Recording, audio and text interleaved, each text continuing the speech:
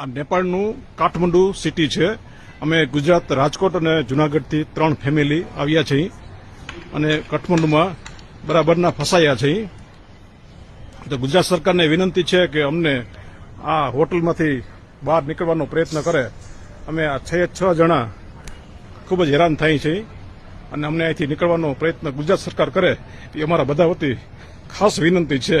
અહીંયા જો આ લેડીઝ લોકો ખૂબ હેરાન થાય છે. અમારું અહીંથી નીકળવાનું થાય એવું પ્રયત્ન કરો જેથી અમે અહીંથી અમારા વતનમાં આવી શકીએ. આ હોટલ છે, હોટલનું લોકેશન છે. આ હોટલ છે જય પશુપતિનાથ મંદિરની પાછળના ભાગમાં છે. બધા ખૂબ રડવા જેવો પ્રયત્ન થાય છે, બધા રડી રહ્યા છે અહીંથી.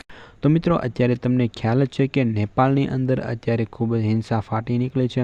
કેમ કે મિત્રો નેપાળની અંદર અત્યારે ભ્રષ્ટાચારના વિરોધમાં ત્યાંના લોકોએ એટલું બધું જોરદાર પ્રદર્શન કર્યું છે કે મિત્રો આખી સત્તા ત્યાં પલટાઈ ગઈ છે. જી હા મિત્રો, ત્યાંની સંસદ લોકો સળગાવી દીધી છે અને ત્યાંના ઘણા બધા મંત્રીઓને તેમણે માર્યા છે.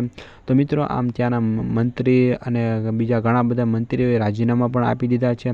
આખી સત્તા ત્યાં પલટી ગઈ છે અને અત્યારે ત્યાં મિલિટરી શાસન લાગી ગયું છે.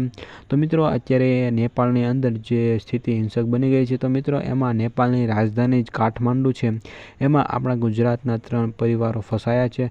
જુનાગઢ અને રાજકોટ સાઈડના 3 પરિવારો ત્યાં નેપાળના કાઠમાંડુની એક હોટલમાં રોકાણા છે અને અત્યારે ત્યાં નેપાળની અંદર પરિસ્થિતિ ખૂબ જ ખરાબ છે.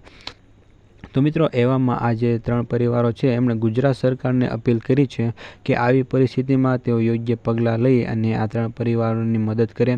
તો મિત્રો તમારું આ વિડીયો વિશે શું કહેવું છે કોમેન્ટમાં જરૂરથી જણાવજો. અને આવી ગુજરાતને લગતી અપડેટ જો તમે મેળવવા માંગતા હો તો વિડીયોને એક લાઇક કરી દેજો અને સાથે સાથે ચેનલને સબસ્ક્રાઈબ પણ જરૂરથી કરી દેજો.